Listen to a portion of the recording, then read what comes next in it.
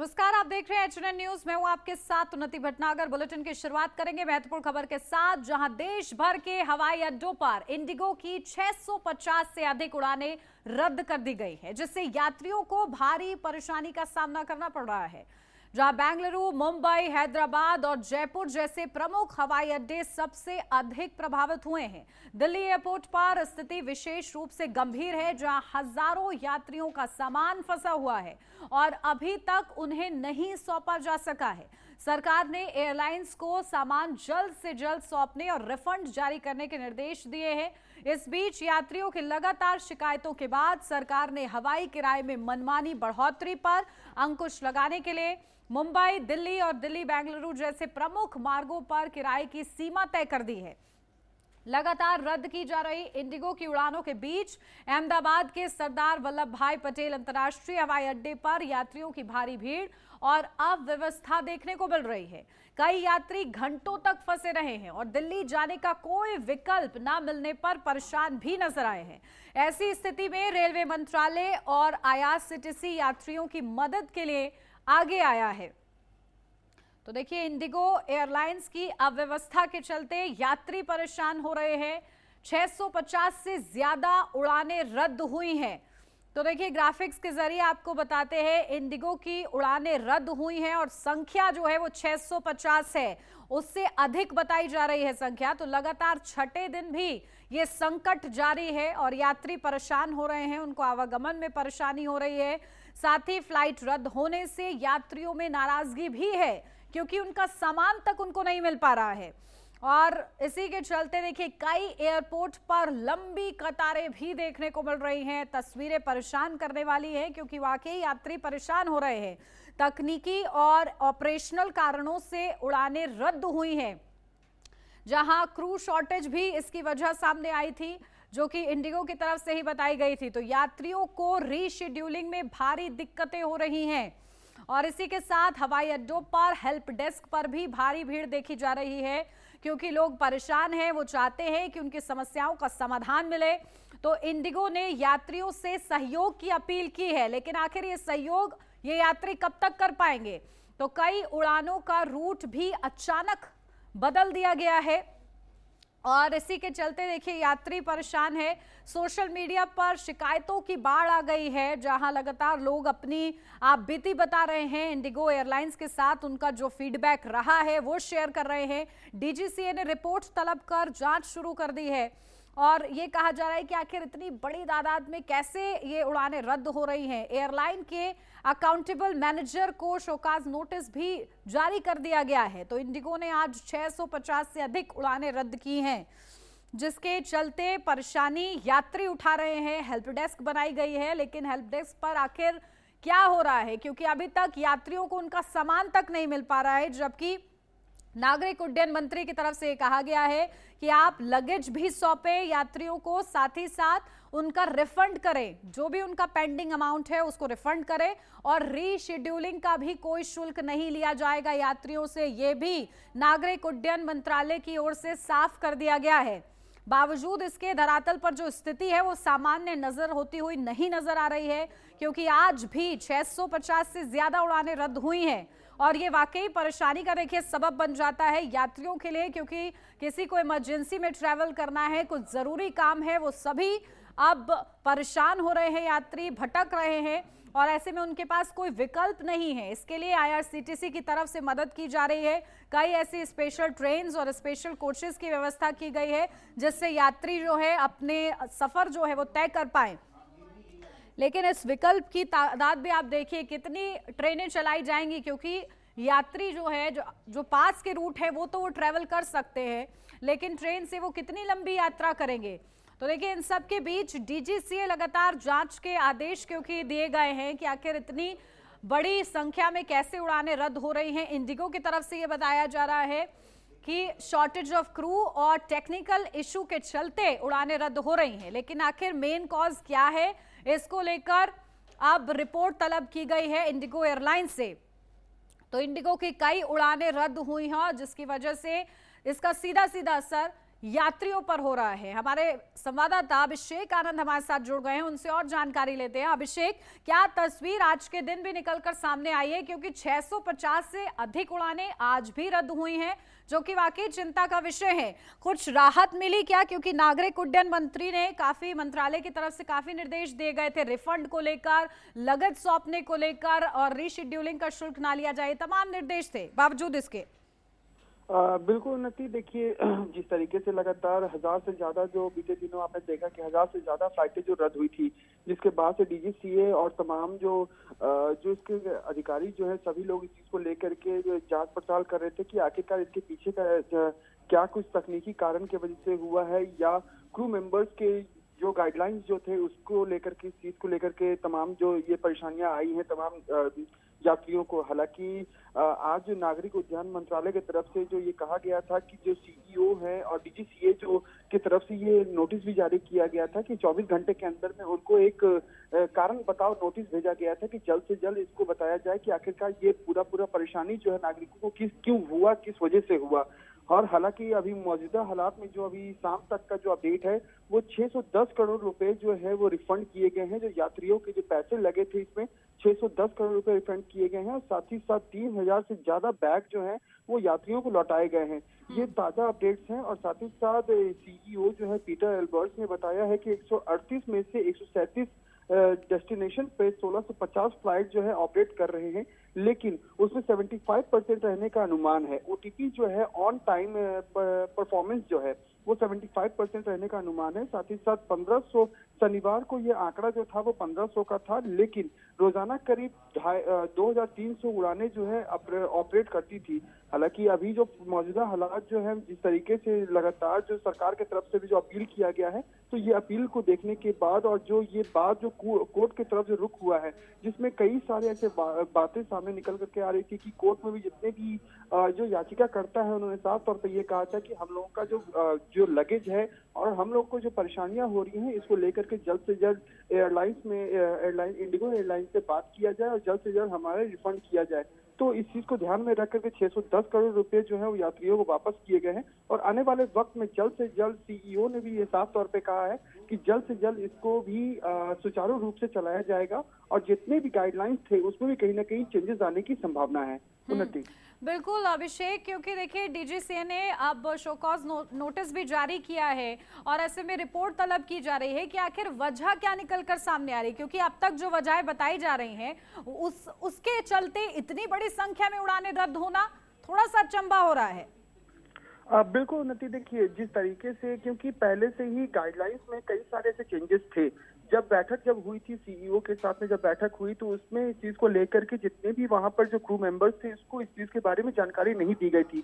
ये आनंद फानन में जिस तरीके से अपडेशन हुआ, उसके बाद तमाम जो क्रू मेंबर्स थे, इसमें कहीं ना कहीं नाराजगी साफ तौर पर नजर आ रही थी, जिसके बाद से ये जो फ्लाइटें रद्द हुई हैं, इस चीज को देख करके ही सारे लोग इस तरीके का जो परेशानियां जो है वो हालांकि यात्रियों को करना पड़ा, लेकिन जिस तरीके से सीईओ की तरफ से ये साफ तौर पे कहा जा रहा है कि जल्द से जल्द इसका भी इम्प्लीमेंट किया जाएगा। और जो उन्होंने साफ तौर पे ये भी कहा है कि आने वाले वक्त में जो कैंसिलेशन जो हुआ है, 650 से ज्यादा जो फ्लाइटें रद्द हुई हैं, इनमें से जो दिल्ली, चेन्नई, जयपुर, हैदराबाद, भोपाल, मुंबई, त्रिची से जाने वाली जितनी फ्लाइट्स हैं, इसको तुरंत ही तत्कालीन रूप से सुचारू रूप से चलाया जाएगा, और जल्द से जल्द जो जितने भी यात्री हैं और जितने भी यात्रियों के जो पैसे इसमें जो लगे हुए हैं, सभी को जल्द से जल्द रिफंड भी किया जाएगा। तो लगातार अभी 24 घंटे का मोहलत दिया गया है, कारण बताओ नोटिस उनको भेजा गया है कि जल्द से जल्द बताया जाए। तो ये जल्द से जल्द भी उनकी तरफ से भी एक नोटिस जारी कर दिया जाएगा कि आने वाले वक्त में किस तरीके से सुचारू रूप से चलेगा, और जो दूसरी फ्लाइट के जो फेयर जो है जो ज्यादा बढ़ गए थे, तो उसमें भी कहीं ना कहीं इस चीज को लेकर बिल्कुल, अब देखिए देखना होगा कि आखिर इस पूरे मामले का क्या समाधान होता है, इससे पहले कि यात्रियों का गुस्सा और ज्यादा बढ़ जाए। बहुत शुक्रिया अभिषेक आपका। और बढ़ेंगे आगे, जहां गोवा के नाइट क्लब आग हादसे ने सभी को दहला दिया है। गोवा के आरपोरा गांव में आधी रात को मौत का तांडव देखने को मिला। किसी को अंदाजा भी नहीं था कि नाइट क्लब में शनिवार की रात 25 लोगों की अंतिम रात होगी। हादसे में ज्यादातर मृतक वहीं काम करने वाले स्टाफ थे। गोवा के मुख्यमंत्री प्रमोद सावंत ने इस अग्निकांड की जांच के आदेश दे दिए हैं। शुरुआती जांच में यह सामने आया है कि अधिकतर लोगों की मौत आग से जलने से नहीं बल्कि दम घुटने की वजह से हुई है। 25 मृतकों में से 4 टूरिस्ट थे जबकि बाकी स्टाफ के सदस्य थे। नाइट क्लब के मैनेजर को पुलिस ने गिरफ्तार कर लिया है। वहीं इस हादसे में राष्ट्रपति से लेकर प्रधानमंत्री ने दुख व्यक्त किया है। वहीं इस मामले को लेकर सीएम प्रमोद सावंत ने मृतकों के परिजनों को 5 लाख की मदद का ऐलान किया है।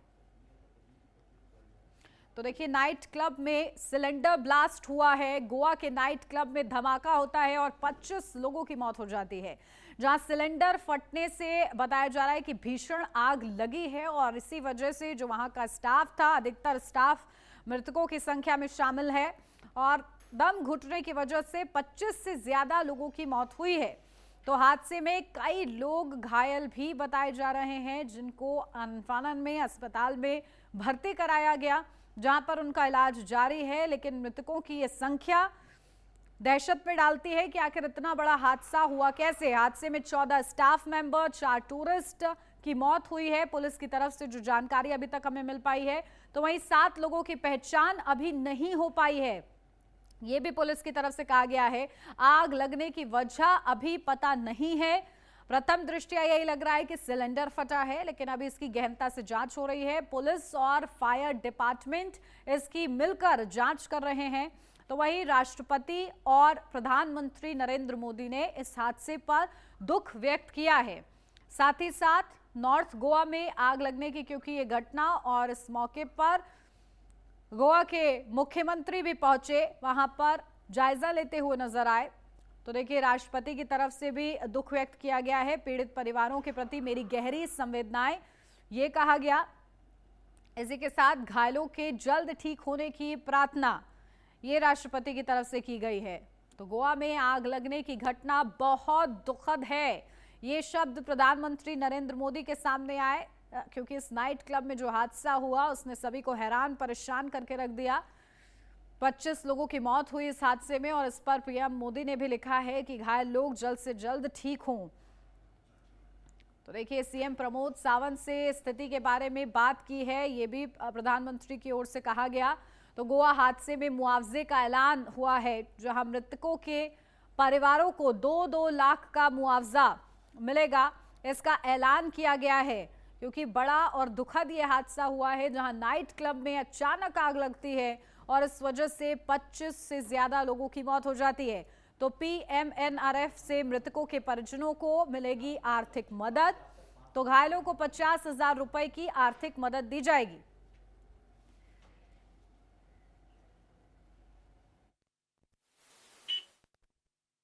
यानी 11:45 रात को हुआ, आरपोरा यह जगह पे हुआ है। और इंसिडेंट होने के बाद तुरंत within the 45 minutes our entire police team, fire department teams was there. It is very difficult for the fire departments to reach to that exactly to the club because of the various obstructions. But फिर भी यानी within half an hour जो fire control वहाँ लेना था उन्होंने fire control लिया। और जब अंदर जाके उनको सिर्फ यानी 2 डेड बॉडी ऊपर दिखे, इसीलिए उन्होंने पहले उसको सिर्फ 2 डेड बॉडी बताई। लेकिन बाद में जब वो क्लब के अंडरग्राउंड गए तब उसको बाकी जो 23 डेड बॉडीज जो दिखे वो दिखे। लेकिन अंदर वाले जो डेड बॉडीज थे उनके लिए कोई यानी फायर इंजरीज नहीं थे, बिकॉज ऑफ द सफोकेशन से इंसिडेंट हुआ। इसकी पूरी इंक्वायरी मेरे मैजिस्ट्रेट कर रहा है और उसका within a week report आ जाएगा। और जो आप अभी जो पूछ रहे हैं इसके बारे में, मेरे दोनों टीम अभी इस बारे में आज ही कुछ लोगों को सस्पेंशन इशू हो जाएगा, क्योंकि सीएस और सीएस की पूरी टीम इसकी इंक्वायरी कर रहे हैं। उसके पूरे रिपोर्ट अब तक हमारे हाथ में नहीं पहुंचे थे, लेकिन जो आप बता रहे हैं कि उसके कुछ दिन के लिए उसके डेमोलिशन निकाली थी, किसने उसका परमिशन दिया था, परमिशन देने के बाद उसने फिर इसका ट्रेड लाइसेंस किसने दिया, ट्रेड लाइसेंस के बाद यानी वो कंटिन्यू किसने रखा। इसलिए मैंने कहा कि द कंसर्न टू ऑपरेट देने वाला, उसके ऊपर स्टे देने वाले और उसको ट्रेड लाइसेंस देने वाले सभी ऑफिसर्स के इसमें कोई छूटने वाला नहीं है। हाँ, 4 लोगों को अभी तक इसमें अरेस्ट किया गया है, जिसमें chief general manager and general manager and 2 और मैनेजर लेवल के लोग हैं, एक राजीव मोदक, हाँ he chief general manager, then Vivek Singh general manager, Rajeev Singhania, Vivek Singh he is bar manager, and Priyanshu Thakur वो इज गेट मैनेजर। एफआईआर में ऑनर्स के ऊपर है एंड इसमें 2 लोग हैं, सौरभ लूथरा एंड गौरव लूथरा, उनके अगेंस्ट में बाय नेम एफआईआर दर्ज है। ये एफआईआर में जितना हम जब एफआईआर कॉन्स्टिट्यूट तो हम लोग इमीडिएटली करते हैं, तो उस समय जितनी जानकारी हमें अवेलेबल होती है और उसके बाद बाकी इन्वेस्टिगेशन में डेफिनेटली उनके खिलाफ। रोमियो लेन की जो दूसरा क्लब गोवा में है वो सीज कर चुके हैं, हम ऑलरेडी उसको सील किया। यहाँ रुक रहे छोटे से ब्रेक के लिए, जल्द हाजिर होते हैं।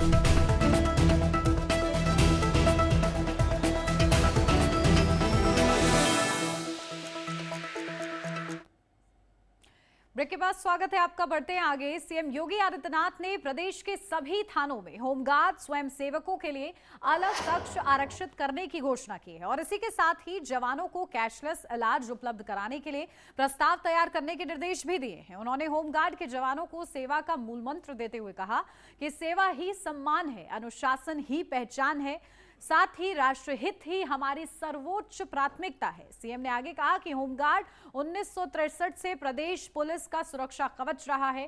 पहले उपेक्षित रहे जवानों को अब राष्ट्रपति एवं गृह मंत्रालय के सम्मान भी प्राप्त हो रहे हैं।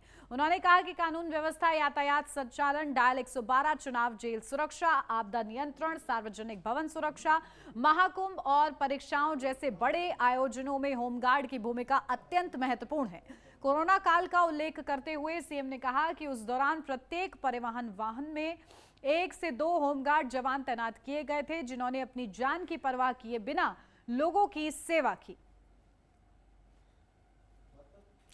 तो देखिए योगी सरकार का ये बड़ा ऐलान, जहां होमगार्ड को लेकर ये अहम फैसला सीएम योगी आदित्यनाथ की तरफ से लिया गया है। स्वास्थ्य क्षेत्र में जहां जवानों को अब कैशलेस इलाज की सुविधा मिल पाएगी और इसके जरिए अब योजना आयुष्मान भारत मॉडल की तर्ज पर ही कैशलेस इलाज की सुविधा अब होमगार्ड भी उठा पाएंगे और साथ ही साथ इसके जरिए प्रदेश के 70,000 से अधिक होमगार्ड को इसका फायदा मिल सकेगा। तो गंभीर बीमारियों का उपचार भी आसानी से संभव हो गया है होमगार्ड्स के लिए और ये बड़ी सुविधा देखिए होमगार्ड्स को दी जा रही है। तो चिकित्सा सुरक्षा को प्राथमिकता मिलेगी।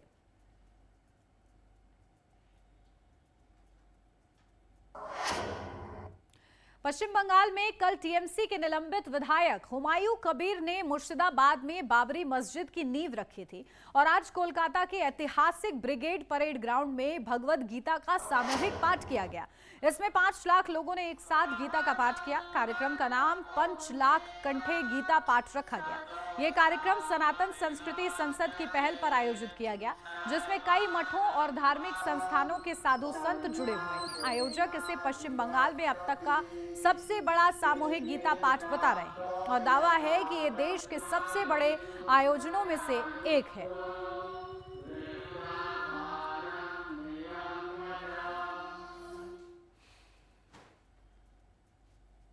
तो देखिए चुनाव से पहले क्या ये सियासी दांव है, ये अब सवाल बन चुका है, क्योंकि मुर्शिदाबाद में भी बाबरी की नींव रखी गई और आज इसकी तस्वीरें दिन भर देखने को मिली। तो वहीं कोलकाता में 5 लाख लोगों ने एक साथ गीता का पाठ किया। ऐसे में ये सवाल कि क्या चुनाव नजदीक है, इसलिए ध्रुवीकरण की ये राजनीति तेज हो रही है। बाबा बागेश्वर ने गीता पाठ कार्यक्रम में शिरकत की, वो तस्वीरें भी हम आपको दिखा रहे हैं। तो भारत में अब तक का सबसे बड़ा गीता पाठ का ये आयोजन था और इसीलिए इसे ऐतिहासिक बताया जा रहा है।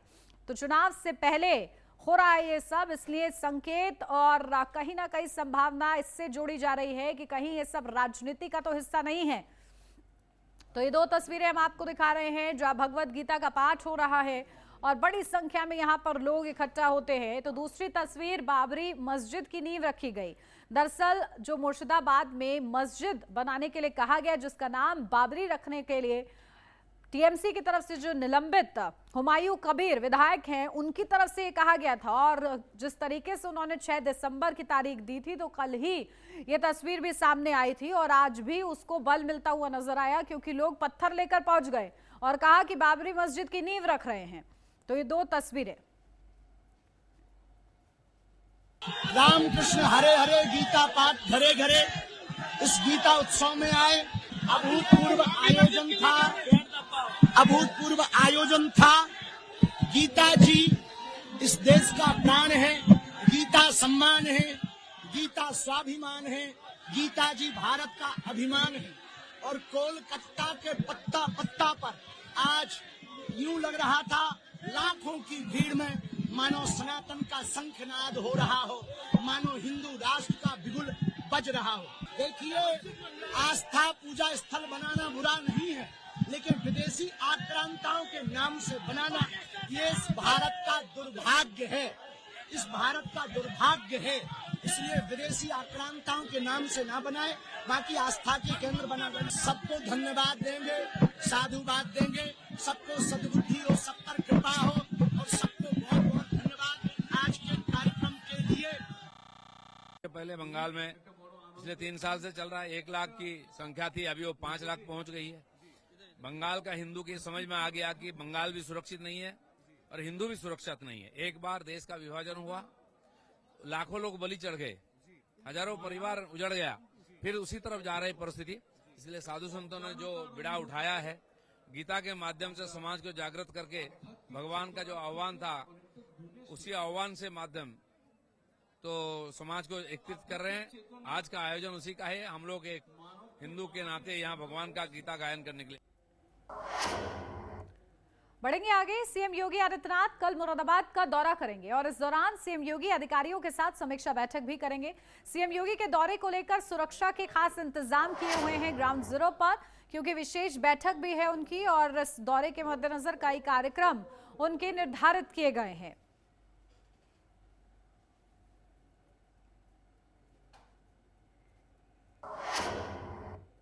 पाकिस्तान के स्कूलों में हिंदू छात्राओं पर धर्म परिवर्तन का दबाव बनाया जा रहा है। पाकिस्तान के सिंध प्रांत में कई हिंदू छात्राओं ने आरोप लगाया है कि पढ़ाई जारी रखने के लिए उन पर इस्लाम अपनाने का दबाव है।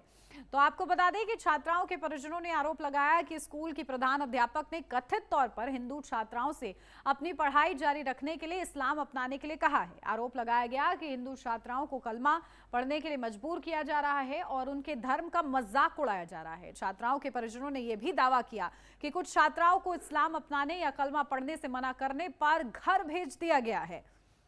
तो ये पाकिस्तान की असलियत है जो कि सामने आ रही है।